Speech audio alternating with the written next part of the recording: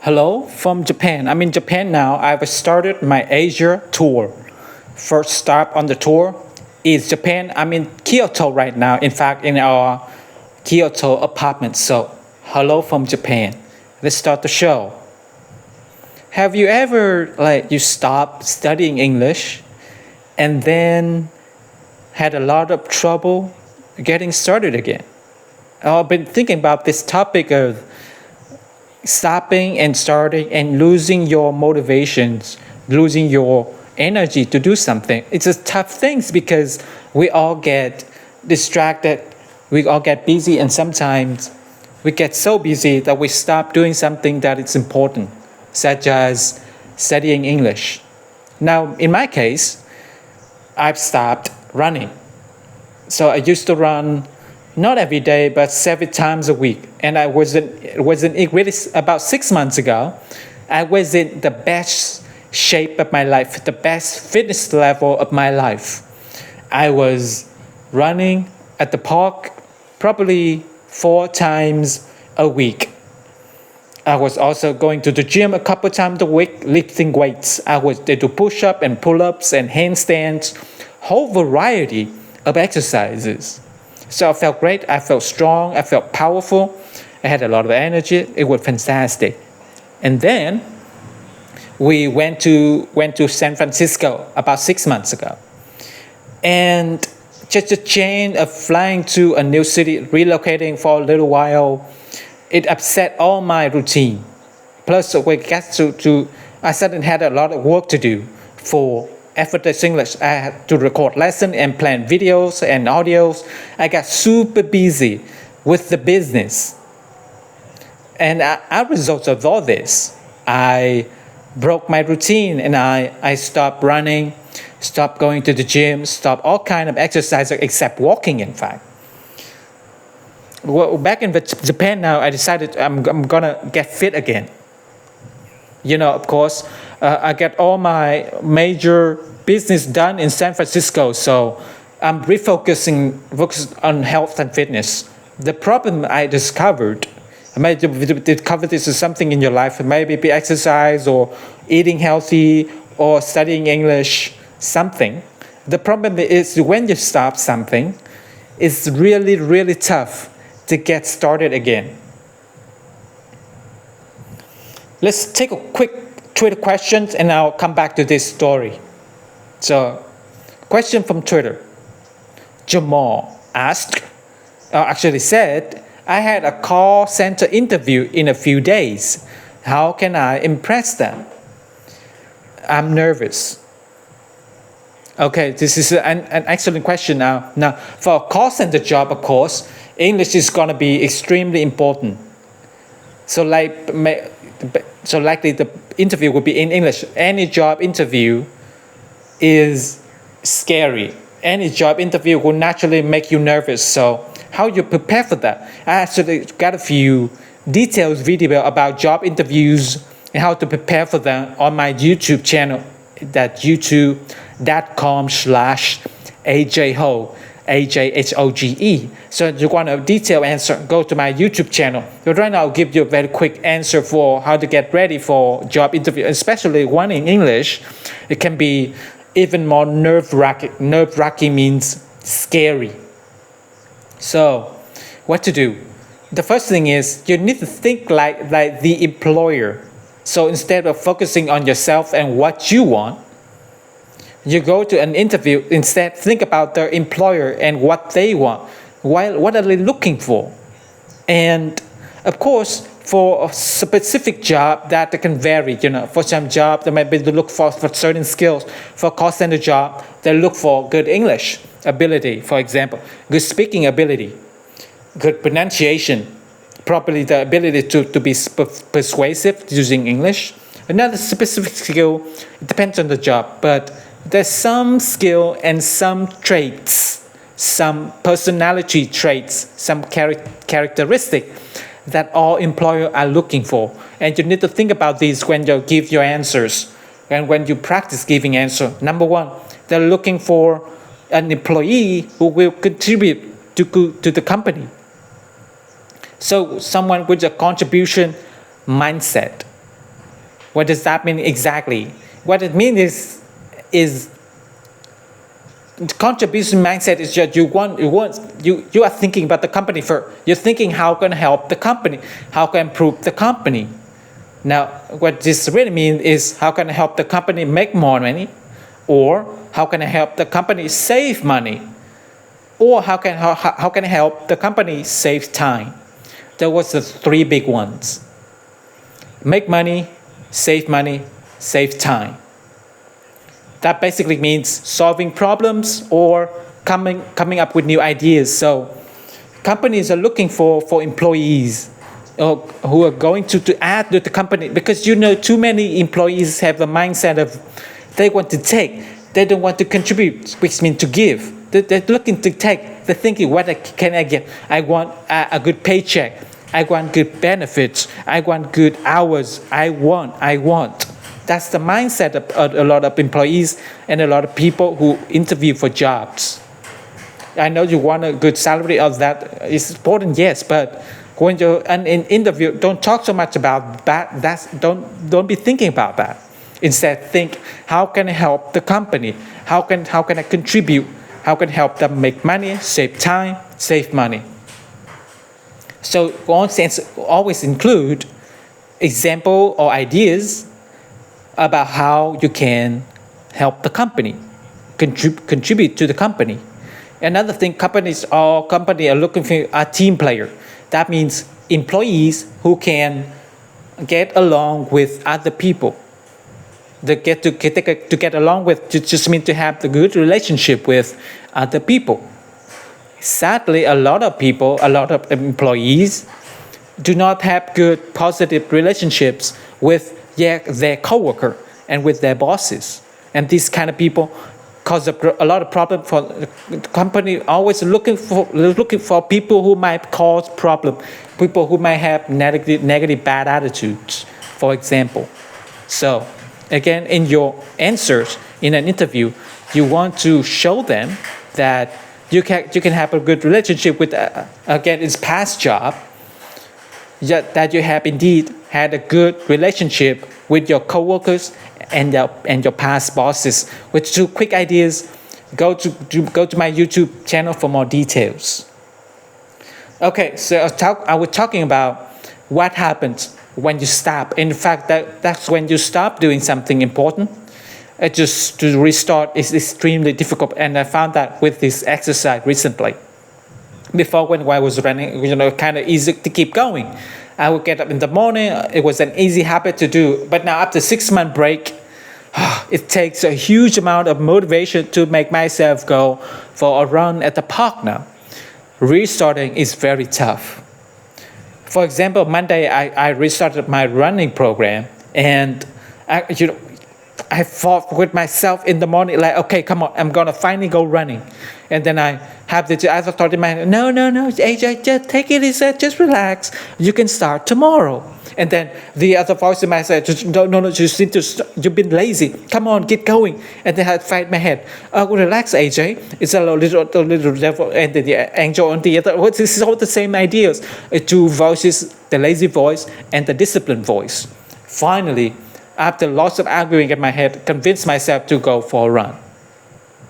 And that was it, right? No, that was not it, because when I actually put the shoes and went out the door, it felt terrible, horrible. My body felt heavy and weak and tired. So I started jogging along really slowly, and my leg just feel weak and tired. I started waiting either way. My whole body felt like I had no energy. That every step was a struggle. I was plodding along. To plod means to go very slow. I felt like this big, heavy, slow, weakly. So every step took effort. And again, the voice kicked in. The little devil voice said, "Oh, just stop, just walk." And then, of course, the dissonant voice said, no, keep going. And so the entire 35 minutes that I was jogging was this struggle against my head. You can stop now. No, keep going. So it was a horrible, tough effort. It was painful and tiring and no fun at all. the entire run. Oh my gosh, it's a cockroach. And next day I went for another run. Again, painful. Even worse because I woke up the next day with sore muscle. My legs hurt. Just from that simple little jog, my legs hurt. So then the next day was even tougher to go for another run because I was still tired, I was still weak, I was still feeling lazy, and in the truth, my muscle hurt, I was sore. Somehow I forced myself to do it. And then again the next day on Wednesday, and then finally today, Friday, I went out for another run this morning. I felt a little bit better. It wasn't quite as tough to make myself do it. And as I start running, I noticed that at the beginning, I don't feel quite so heavy and tired. I feel a little lighter on my feet, feel a little bit easier. And after about 10 minutes, instead of just wanting to stop, I wanted to continue to get a little bit of that good feeling again from running. It was still a little bit tough, but much easier. Finally, I started getting some momentum.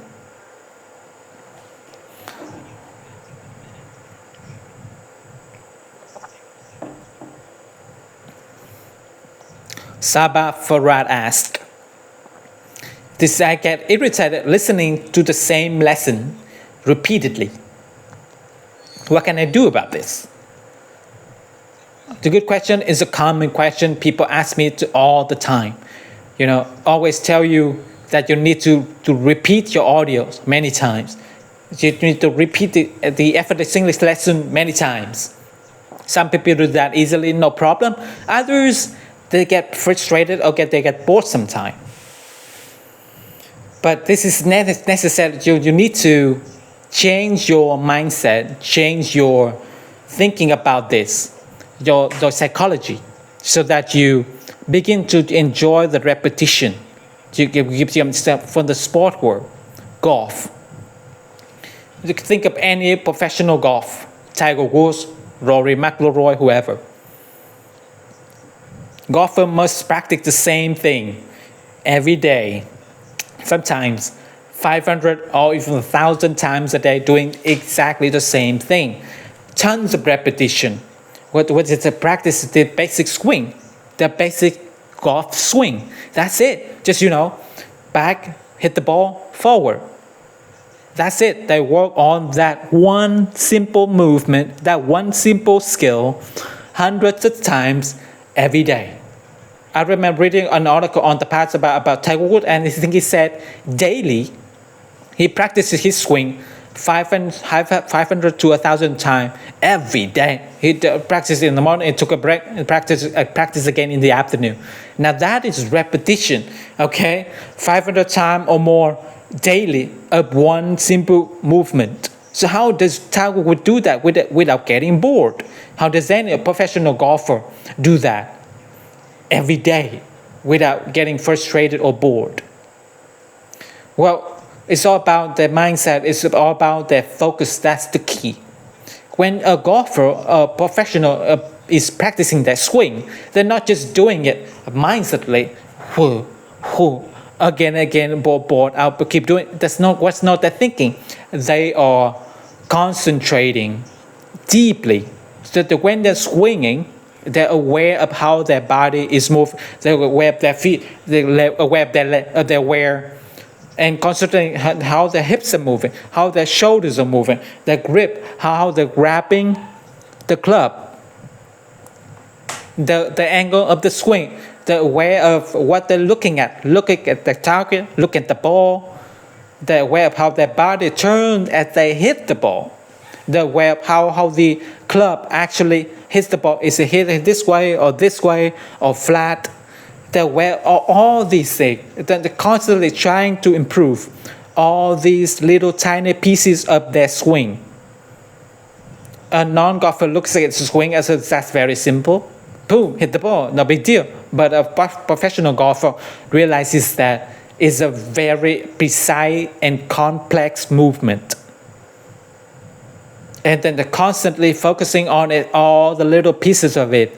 And most importantly, they're focusing on how to improve each little piece. A professional golfer might work months on just the way they grab, the club, the grip. That practice with finger like this. They would practice all different kinds of grip and be very careful focusing on the grip to find the grip that is perfect for them, that works the best for them. The same is true of the way their arms move and hips move and legs, all those pieces, and they bring in coaches, help them perfect each little pieces of the swing.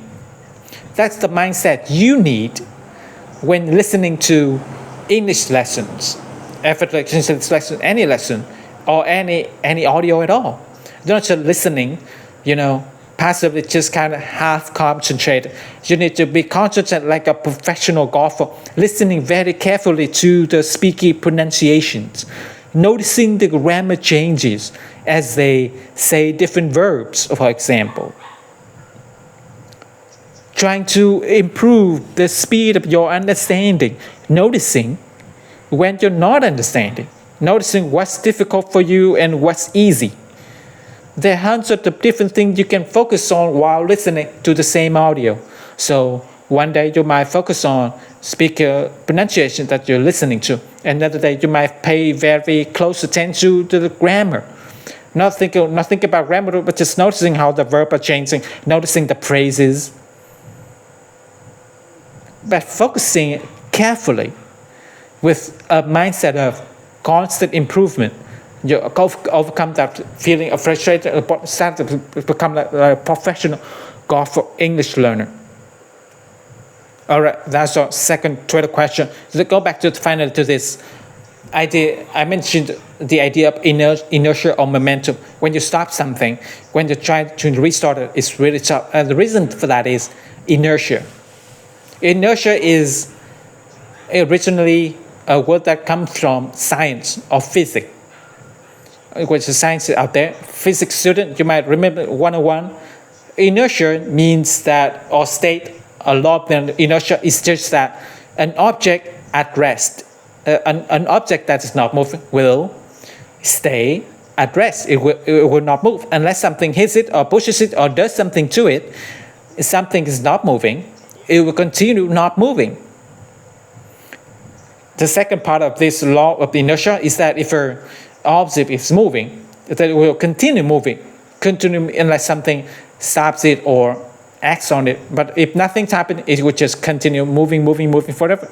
Or for example, out in space, we have a rocket, we shoot the rocket in space, it doesn't hit anything, it just keep going forever, continue moving forever. Or if you have a rocket and a rock or an asteroid, something in space, it's not moving, it will just stay stopped. It will not move unless something hits it or pushes it. So that's a physical law that turns out, in fact, is also a psychological law. It works psychologically too. What that means is we ourselves are thinking, our body, our mind can to stay still if we're not moving. In other words, if we become lazy, and we will tend to continue being lazy, we will not studying English every day, and then the next day we probably won't study it again unless we do something to motivate ourselves, to give us some extra motivation to push ourselves, which will not just continue not doing it. So if you stop studying English, if you stop exercising, that's why it's so much harder to start again, because now you stop, your body and your mind just want to stay still. They want to move. To get that moving requires an extra effort, extra force. If you're already moving, you're already exercising daily, then the next day, let's say you've been exercising every day for a month. You wake up tomorrow, quite easy to go exercise again. You've been moving, you've been doing it every day. So to do it again the next day is quite easy. Your mind naturally wants to keep going in that direction, continue doing this habit. But if you're like me and you take a break for 6 months and then you want to get out there and go for a run, this is tough. You've been sitting still, not exercising all that time. To get started again is really tough. Another way to think about this, imagine a big rock, boulder, huge rock. Now, if you want to move that, you want to push it and move it. In the beginning, it's really, really hard, right? Imagine it's perfectly round. It's really heavy. So to get it started, to get it moving, oh, you need to take a huge amount of effort. You're sweating, your muscles are shaking, right? Just to get it started takes a huge effort. However, once it starts rolling, once it's moving, it's actually much easier to keep going. To just push it a little. Sometimes it will continue rolling. It's much easier to keep it going after it started. It works psychologically too for your English. If you just stop studying English every day, you stop listening to English every day because you get busy for any reason at all, it's going to be much tougher to restart. So look at me a little advice about this. Life happens, things happen in life, you will get busy. Maybe you get busy with school, maybe you may get busy with your family, maybe something happened, and you just can't spend a lot of time listening to English every day. That happens. It happens to me, it happens to everybody. You all get busy and distracted sometimes. Here's a little tip, little advice to help you keep going and improving your English. Don't stop completely. Instead, just do less. It's much better. For example, just to listen to English for 5 minutes, just 5 minutes in one day, than not at all. For your brain, 5 minutes is nothing. It won't help. So I should do nothing at all. I just won't do anything today. But if you do nothing, that big rock stopping. So you want to start again, you have to push a lot. But you just do 5 minutes. Psychologically, the rock is still moving. Just a little 5 minutes a day keeps the rock moving. It keeps your mind connected to English, so that when you have more time later, it will be very easy for you to just do more, increase it again to 1 hour or 2 hours every day. So that my main advice for you today is that anytime you get busy, it happens. Don't worry about it, but just don't stop completely. It's okay to reduce your English learning time even down to 5 minutes a day, but do it at least 5 minutes a day, just to keep the habit moving, to keep yourself going. It will be so much easier to restart later if you just do that little bit daily. Keep the habit going. That's my best advice for you. All right. Oh, not so good today. Bên ý không được tốt cho lắm mọi người.